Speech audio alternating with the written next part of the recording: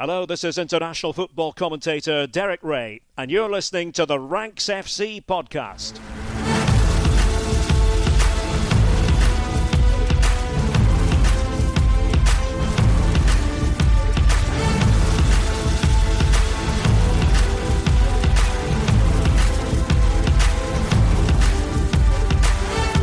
Hello Rank Squad and welcome to Champions League Takeaway here on Ranks FC.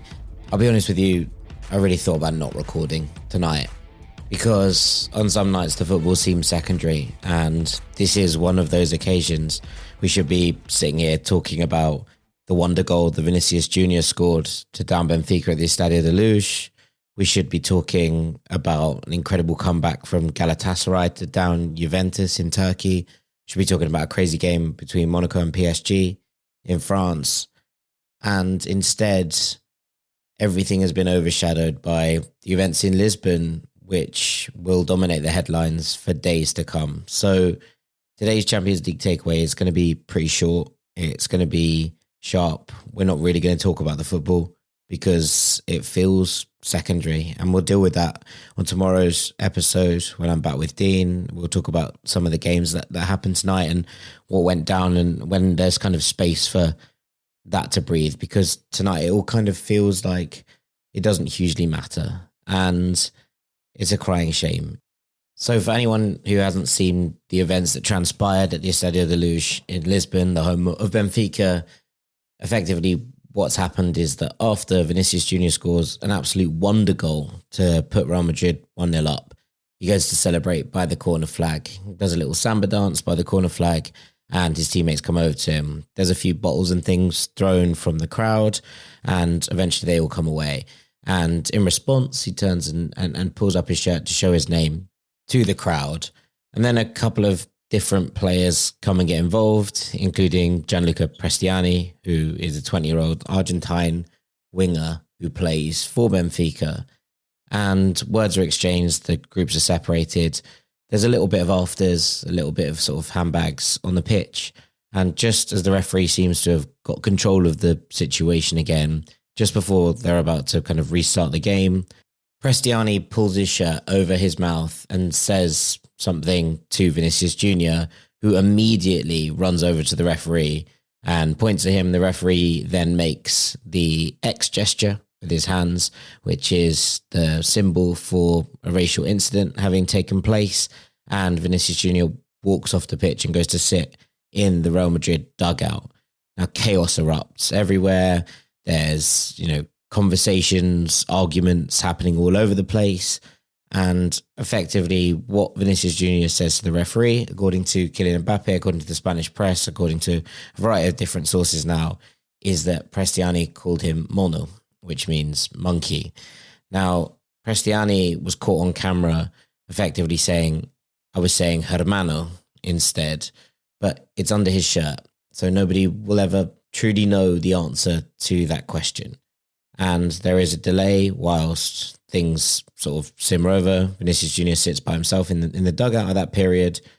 And after some conversations with staff, with Alvaro Arbeloa, his manager, with Jose Mourinho, who's managing Benfica, he comes back onto the pitch eventually. Now, Kylian Mbappe is absolutely incensed and continues to go over to Prestianni to basically accuse him of racism. Prestianni denies it all. Ultimately, the game does play out. It remains 1-0. There's not much action. It's a very strange, incredibly hostile environment from the Benfiquistas in the stands. And afterwards, there are a host of interviews from a variety of different people. The first one I saw was from Trent Alexander-Arnold, who basically looked like he was in a state of shock in many ways. Didn't really make eye contact with the camera, completely glassy, basically saying there's no room for this in football and the game is kind of secondary at that point. There's also an interview with Alvaro Arbeloa, who basically doesn't really say anything apart from this is unacceptable. Now, obviously, he's speaking in not his native tongue, where he might have been a little bit more open to discussion. But that's totally fair enough. Closing the shop down, when something like this happens. And then Jose Mourinho gives an interview as well. Now, in Jose Mourinho's interview, there are certain aspects of things that don't sit well with me. I don't think with a lot of people who were listening. He effectively said that every time Vinicius Jr plays in a stadium, something happens, that his celebration was in some way disrespectful to the crowd, and also that he heard one thing from Prestianni in terms of what he told Mourinho that he said, and another thing from Vinicius Jr. And they're two conflicting stories, and that he wants to remain absent and independent of that, pending the fact that there will be an investigation. And that final bit is absolutely fair enough. For him to step back and be like, look, two people have told me different things, and it's not my place to decide, who's telling the truth and who isn't. That is fair enough, I think. But for Mourinho to effectively call out Vinicius' celebration when he is celebrating and has every single right to celebrate for what was a wonderful, wonderful goal, has every right to celebrate at the corner flag, has every right to celebrate in front of the crowd, I think is wrong and incredibly low.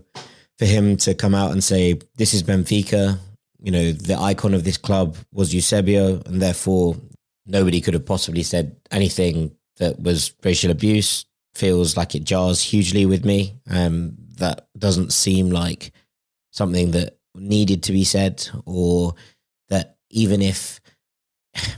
There's a strange thing here, I think, that if this was maybe an academy product where they've grown up to idolize Eusebio, then maybe that argument holds some weight. I still don't think it really does, but maybe there is something in that. But in the heat of a moment, if someone is playing for the club, if they would be saying something and thinking about former club legends, doesn't really add up to me in any sort of way. If I'm being honest, I think it's a really disappointing interview from Jose Mourinho. It would have been very easy for him to come out and basically just say racism has no place in the game, and it's something that we detest, we abhor, and all that can be said is that further investigations are obviously going to happen. That's kind of what's going to happen next with UEFA and what it is. And look, we don't know for certain what Gianluca Prestianni said. We probably never will. In the truth of the matter, we will never know 100% accurately what he has said there, because he has pulled his shirt in front of his face to say something. That doesn't strike me as the actions of an innocent man, especially when other conversations were taking place and other moments of this conversation were taking place without a shirt in front of his face. Now, I know players occasionally speak to each other on the same team or after a game when they're discussing something, with their shirts in front of their face to kind of talk about tactics or stop newspapers running stories, etc. Sure. But there is no real reason for him to do it here.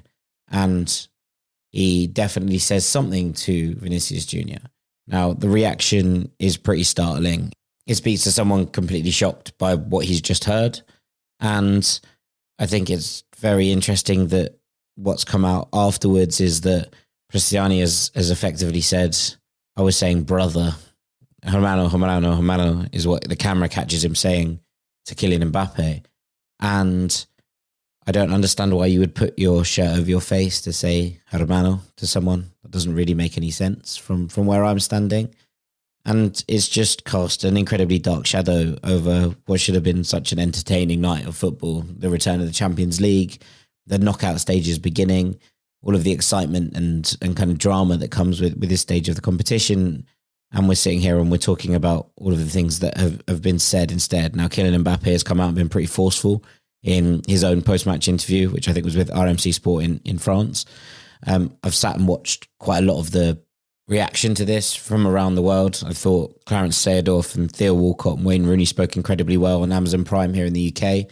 I've seen some bits from Thierry Henry and Michael Richards and Kate Scott talking on CBS. They've all spoken really well and really eloquently on the matter. And these are people with far more experience in this sphere than I have. I know that this is a strange podcast to listen to in some ways. It's a strange podcast to record because it's not really about the football, and it shouldn't be, really. I think on a night like this, we will obviously come back to the game that we love, and I love nothing more than talking about football and talking about this beautiful game that brings so many of us together. But I think that there are other people who will speak more eloquently and more admirably than I on a topic like this, on subject matter like this. People will be able to speak to it. Footballers who have experienced this on pitch, who will be able to relate to Vinicius Jr. And look, what happens next is unclear, because there is this situation now where UEFA are going to have to try and investigate this. There is not going to be video or audio evidence of this because it was said behind a shirt. So we may never know for sure what has actually happened here. How the protocol plays out from here is kind of anybody's guess. But we've obviously seen Vinicius Jr. suffer racism at the hands of a variety of different fan bases over the course of his career. We've seen people try to knock him down. But I feel pretty sickened that we're talking about this from a player-to-player perspective. And it just really has kind of taken all of the joy of the evening out of anything. So I'm really sorry that there isn't a proper episode of Takeaway tonight. I'm really sorry that we can't sit here and talk about some of the wonderful things that happened on football pitches this evening. But it didn't feel right to me. Equally, it didn't feel right to go completely silent. I always find that in these situations, to remain silent is not really an option. To be silent is in some ways, or at least feels in some ways, to be complicit with something that is fundamentally a stain on this game that we all love. So I'm going to call it there. I'm going to end this podcast very quickly. We will come back to the football. We'll come back as the news cycle moves relentlessly on. But I'm just really sad tonight, if I'm honest. And I think we can all agree that football lost tonight. There is no room for racism in the beautiful game. There is no room for it in society. It is and remains a stain on this world that we all share. And so I'm going to leave it there for tonight. We will be back after Wednesday's games to hopefully actually talk about the football and discuss it and the games that took place, including those tonight that have been overshadowed by all of this.